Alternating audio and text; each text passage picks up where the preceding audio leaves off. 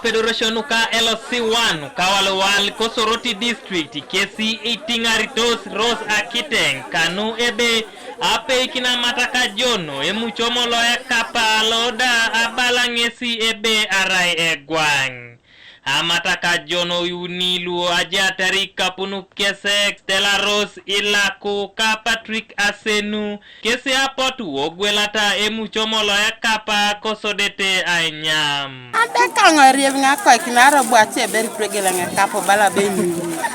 amuro kada kwa bwate ngarang nara bunga anybe mamedia ngone jiji bwate kerke si boy kine sa ngitara kapo chamu be jengke kapo abera kulna leba ku kabe ibera bobo otubeke kapa soda yaonu ay twegele dobo nyamo bala be ebe begwang leba ku nyampa nga anga bete ni nanyam pa metagali kina bere bakke mwese kuni anga ko pana kuka nga ola abu Akiteng ora saka chamun ebe abu ngesi ope emuchomo ikapa kanu adomona isirigini lujares kwape eroi kitotori ngesi alope ibakor Akiteng esma mobua chamo a kamera kosi ai kamunu ngesi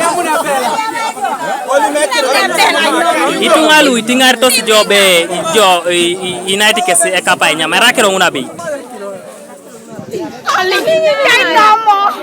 Konye Apollo kinitone cholongelo se wana wale John ochuli ngesi itoronare taswa mishoiti ke Akiteng kobala ebe eraina echudetelo mam ngesi ewanyu nitor ageunu apengo konya geunu le matutu betana wala geunu ngapulu mam nga nyuti enyamie kapa konyedo etanya maberuna do mamulu epupete jok elepete tungalu eolasi so ngunu ngesa kironu itosa terenye sido ibo ikinate kerida abu ojenu be ajengita beruna kapa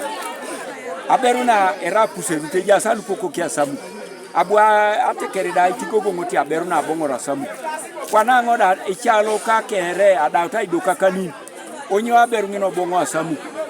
nare mamkese chamu tosa kironu aitanya mitungi bore ni mami nyamio ido iko ni no kupeti to ngawat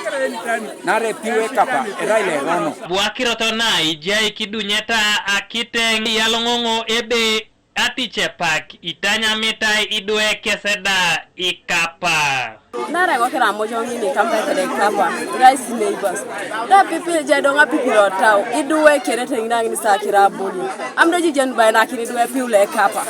kade tojo kai tojo kadi tungani sajo ni kunya do berenge sani rolto do berenge bonda dara ngira dikelo se jengi ke kapa ya rai mam ojala kido bere sani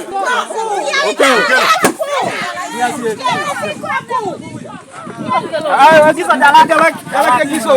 giso da nguni